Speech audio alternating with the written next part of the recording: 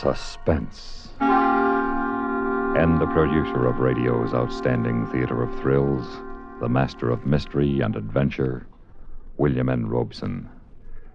It is now 50 years since the first motion picture was made amidst the orange groves of a sleepy little California village called Hollywood. And a latter-day gold rush began. Hollywood quickly became a sprawling, brawling boom town. True to the tradition of the Western frontier, a tradition it helped to create and has fondly fostered, Hollywood lived violently. And not a few of its citizens died violently, with and sometimes without their boots on. The stakes were high, worldwide fame and undreamt-of fortune. And the passions that poured onto the silver screen sometimes spilled over into private lives with lethal results. Of such passions and such results you are about to hear. And who better to tell this story than a man who was there? A man who has starred in more motion pictures than any other actor, living or dead, Francis X. Bushman. Listen then, as Mr. Bushman tells about the city that was, in exactly 1 minute. Memo on medals. Interesting information about our military awards and decorations. Campaign medals were authorized by Congress in 1905 for all officers and men engaged in specified wars and military action, including such widely divergent battles as the Civil War in the United States and the Boxer Rebellion in China.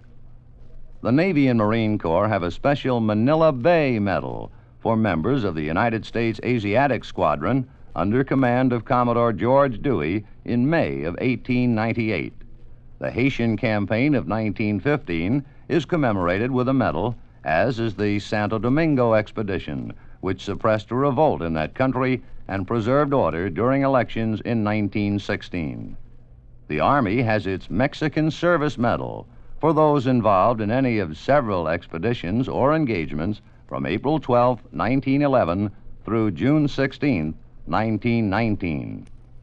There is also the Army of Cuban Pacification Medal for United States troops who, from October of 1906 to April of 1909, helped establish a stable government in that island nation.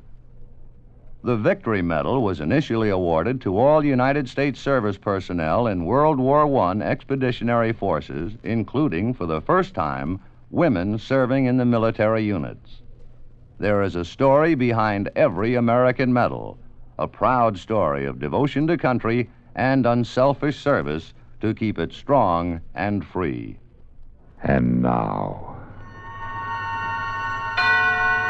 Francis X. Bushman, starring in The City That Was, a tale well calculated to keep you in suspense.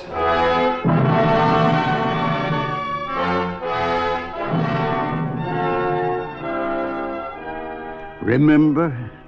Yes, I remember the Hollywood of 35 years ago. There was the town for you. It flamed with color, it bubbled with intrigue, and it frequently simmered with sin. Gods and goddesses strolled the boulevard in those days and rode to the studio their $20,000 custom-built Rolls Royces. It was the era of Valentino and Mabel Normand and Wallace Reed, of Barbara Lamar and William Desmond Taylor and William S. Hart, and the great vamps, Nita Naldi, Pola Negri, and Theda Bara. It was the era, too, of Anthony Kendall, matinee idol, turned movie king, and his leading lady, Rena Chalfant, who used to be called the golden flame of the silver screen. You must remember them, and how they were tied up with that Korsakoff killing. Well, all the facts of that cause célèbre were not told at the time, but they can be told now. And this is what really happened that rainy night in November, 35 years ago. Tony and Rena had finished the long day's shooting. It was nearly 7 o'clock when Tony tooled his big white Cunningham Roadster into the driveway of his Whitley Heights estate. He stopped the car under the arch of the entrance gate and was reaching for the electric control button when a masked figure with a gun stepped out from the darkness. All right, hold it right there. What is this? It's the end of the line for you, big shot. Oh, no. Oh, yes. Here's where your boyfriend gets what's coming to him. Tony, it's Bart Malloy. Oh, it wasn't very smart to recognize me, Rena. Now you go with them. All right, Bart, cut the melodrama. You're drunk. Go on home and sleep it off. I'll see you at the studio tomorrow. There isn't going to be any tomorrow for you two. I'm going to blast Look out, you. Bart, behind you. Oh, Tony, be careful! Let go of that gun, Bart. Let go or I'll... Let go, I said. Yeah, that's better. Now, I'll just unload it so that nobody can get hurt. Here, you can have it back now. Now go home and get some shut-eye. I'll see you in the morning. So you can fire me in front of the whole crew, huh? How did you know that we... Oh, not we. You. I heard all about it an hour ago. Alec Benson didn't want to let me out. You're the one who cut my throat. Oh, why don't you call the cops and do a complete job on me? I have no intention of calling the cops. Why not? That'll make your day perfect. Bart, look, now suppose we forget all about this, all three of us. Right, Rena? Of course. Gee, that's big of you. Both of you. Maybe someday I can pay you back. Now go on home, Bart. You need sleep. Sure, that's all I need. Just a little sleep. Thanks, Tony. Thanks for everything. Tony, Yes, darling? would you mind driving me straight on home? Well, what about dinner? I don't feel much like eating now. I just want to go home. All right, honey. Tony, why did you ever put Bart on the picture in the first place? Well, he was on the skids. There wasn't a casting director in town that would hire him. Oh, you and your big heart. Don't you know the surest way to make a man hate you is to do him a kindness? Perhaps, but he promised me he'd go on the wagon. So the first day he showed up pink-eyed as a rabbit and chewing cloves to camouflage the smell of whiskey. He's always chewed cloves as long as I've known him. Well, sure he has. It's the trademark of an alcoholic. Tony, he scares me. Oh, now, don't be silly, honey. Bart may be a lush, but he's not a murderer.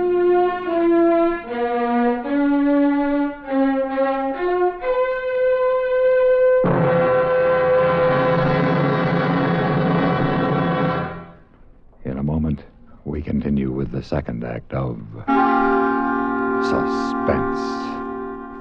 Another visit with Joe and Daphne Forsythe. Ooh, ow, ouch, ooh. What's wrong, Joe?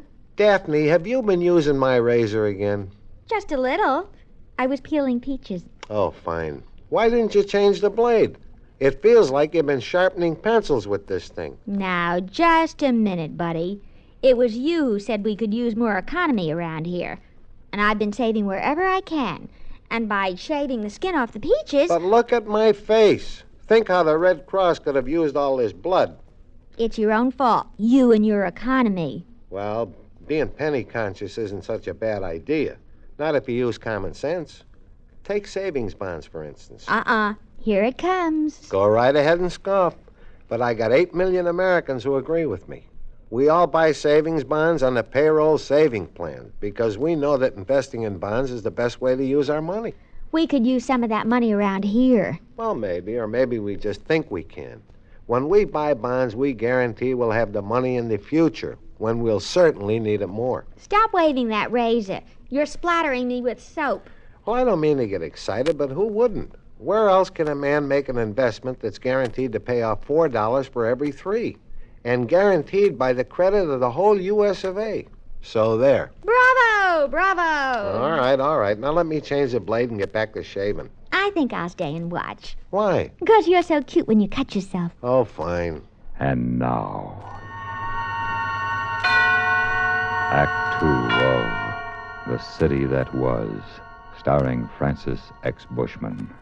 A tale well calculated to keep you in suspense.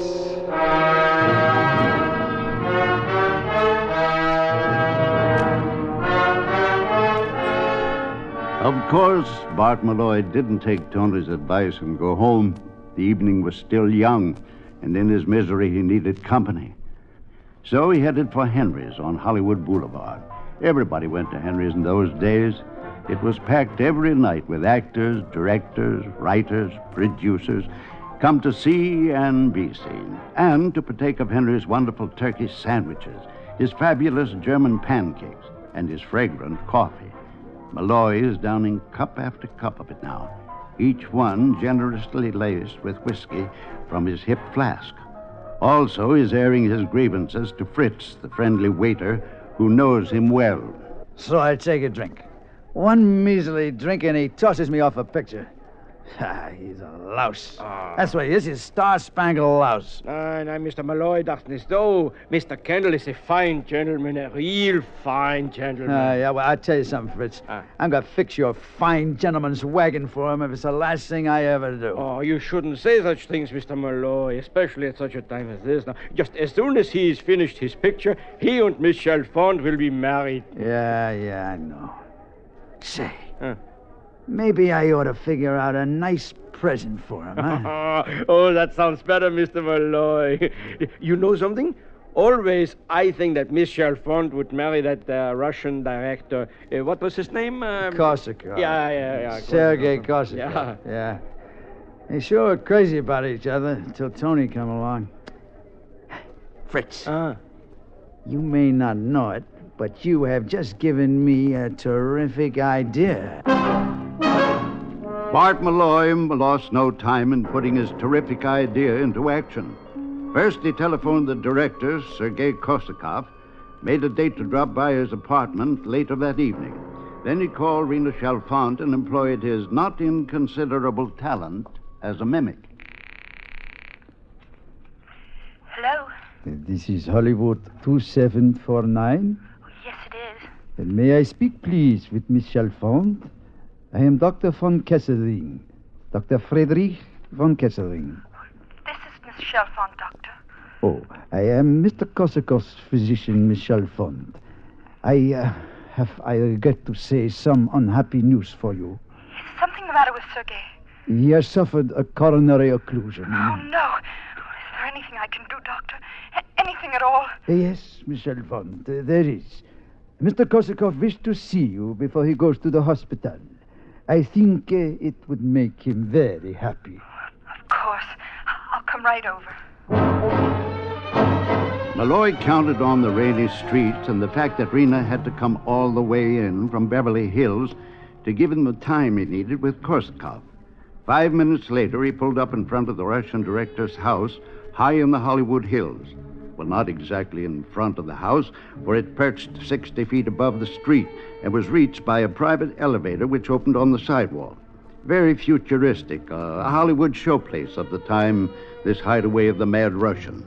Malloy pushed the bell, the elevator door clicked open, and a moment later, he stepped out of the cage into Sergei Korsakov's living room. Hello, Sergei. How are you, my friend? It's good to see you. Good to see you. Why is this a lousy night? For me, it's perfect. I sit before fire and try to solve chess problems. You will have tea? Over there, samovar. Tea? Also brandy, whiskey, vodka. Choose for yourself. Well, maybe just a little one, just cut the fog. Good. Now, sit down and tell me why you called me. Well, I need some advice. I'll be glad to give you any kind of advice that you would It's like this, see. I'm going to come out of this picture with a great deal of dough. And you told me you've been buying real estate, remember? Da, I have bought quite a bit of property in Santa Monica. Santa Monica? Oh, that's too far out. Like the San Fernando Valley. Now, you can't tell me people are ever going all the way out there.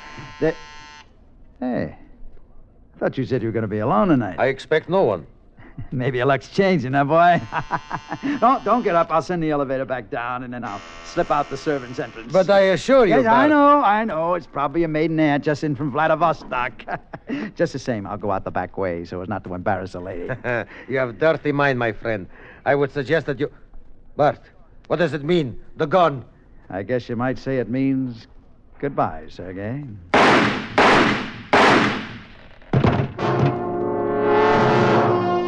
Malloy moved fast now. He wiped his fingerprints from the smoking gun and from the whiskey glass. Then he dropped the gun to the floor and headed for the service entrance. He was gone when the elevator stopped, and Rena walked into the living room to discover Sergei's bullet-riddled body sprawled on the floor. When the police arrived, summoned by a neighbor who heard the shooting, they found her there, gun in hand, kneeling over the body, sobbing over and over, Who did it, Sergei? Who did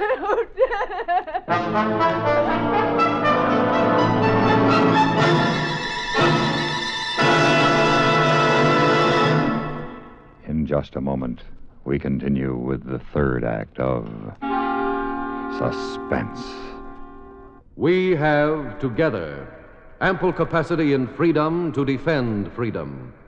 This is NATO, the North Atlantic Treaty Organization.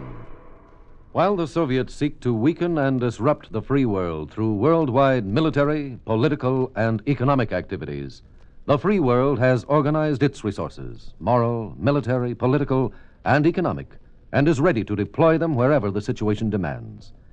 This is the basic reasoning behind the North Atlantic Treaty Organization. The United States of America is a part of NATO. You should be aware of and alert to the objectives and programs of the North Atlantic Treaty Organization. And now, Act 3 of The City That Was, starring Francis X. Bushman. A tale well calculated to keep you in suspense.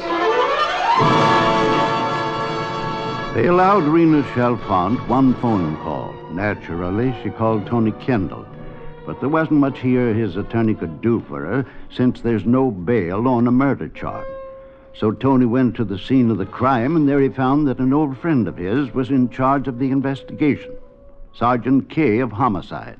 I'm sorry, Tony, but it just don't look good for your girlfriend. But Rena's no killer. Well, that's not for me to say. I can only go by the evidence I find, and it all points to her. But where's the motive? Rena had no motive. She might have. What do you mean? This is just a theory, of course. Well, let's have it. You may not like it, Tony. I told you, go ahead. Well, she and Korsakoff were pretty good friends before you came along, right? Yes. So maybe he's still in love with her. Maybe he doesn't want her to marry you. Maybe he threatens to do something to stop the wedding. And maybe she shoots him? Right. Wrong. Rena is not a killer, Marty. Maybe. But it looks like she did it. You've been all over the place, I suppose. Stem to stern, everything strictly copacetic, except for a whiskey glass with no fingerprints on it. A what? This one right here. Somebody had a shot of bourbon out of it, then wiped off the prints. Sergei didn't drink. No? Then maybe your girlfriend must have... Here we go with that maybe routine again. No. For your information, Marty, Rena isn't a drinker either. That samovar over there is more in her line. So that's what you call that thing. What's it for? Making tea, Russian style. Hey, what's all this stuff in these little saucers? Lemon peel. It's cinnamon, rose petals, cloves. They put it in the tea. All at once? No, one at a time. Then Korsakov must have been a clove boy. We found a lot of them on the floor. Cloves, eh? And a whiskey glass. You got a theory? Maybe I have. What is it? I'll let you know when I've proved it. Tony Kendall was in makeup and on the set at 8 o'clock the next morning. The cameras were in place and the lights were all set up for the climax scene of Passion Lost, the big fight scene. Alec Benson, the director, greeted Tony with the long face usually reserved for funerals. Tony, I just heard about Rena. What a terrible... Now, save your sympathy. She's innocent. Of course, but what's it going to do to our shooting schedule? Oh, you're just chock full of compassion, aren't you? Well, I mean... Well, how's the great man this morning? Good morning, Bart. And who's going to lower the boom? You or Alec? Well, Bart, you see... I told you last night we'd forget all about it, Bart. Yeah, but I thought you meant... You're still on the picture, Bart. But, Tony, I've already hired... You heard me, Alec. Oh, Tony, I don't know what to say. Well, then save it, and let's get on with this fight scene. Okay. Now, this has got to top any fight scene that's ever been photographed. Sam, I can't hear myself think. All right, you guys, come on, hold the hammers, hold the talk, come on. You gotta get anything done.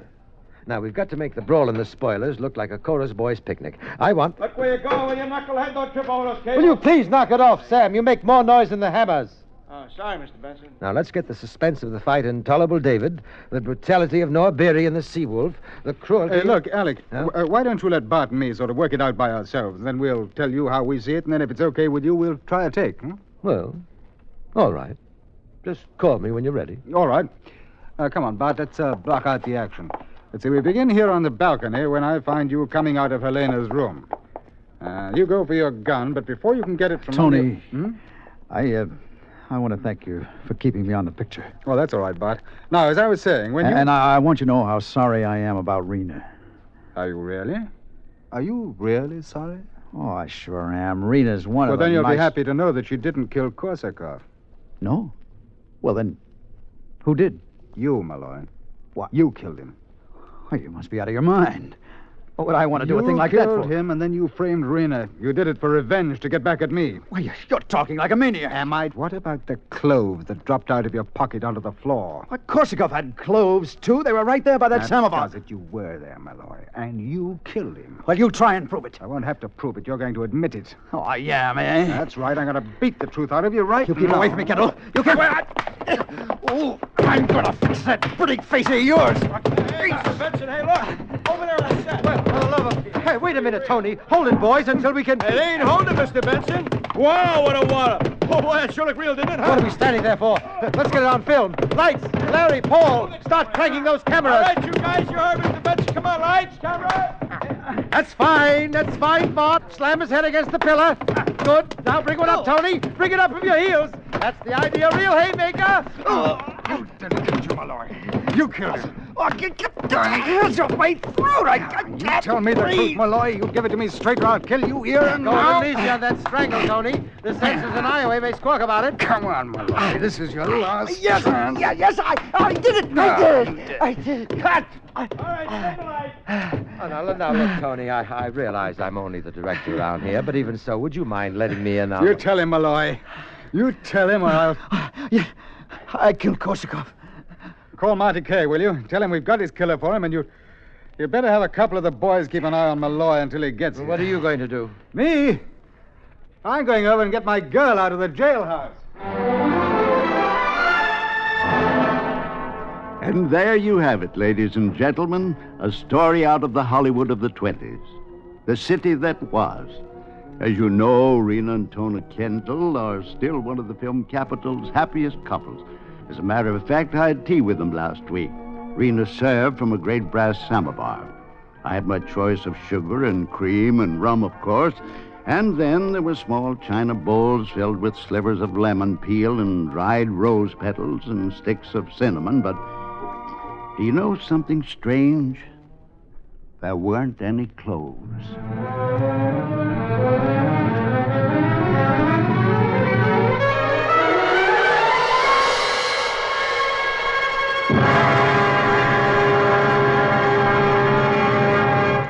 Suspense, in which Francis X. Bushman starred in William N. Robeson's production of The City That Was by Richard Wheel. Supporting Mr. Bushman in The City That Was were Norma Eberhardt, Chester Stratton, Ben Wright, Jack Crucian, Joe DeSantis, and Norm Alden. Listen. Listen again next week when we return with The Star of Thessaly, starring Ray Noble. Another tale well calculated to keep you in suspense.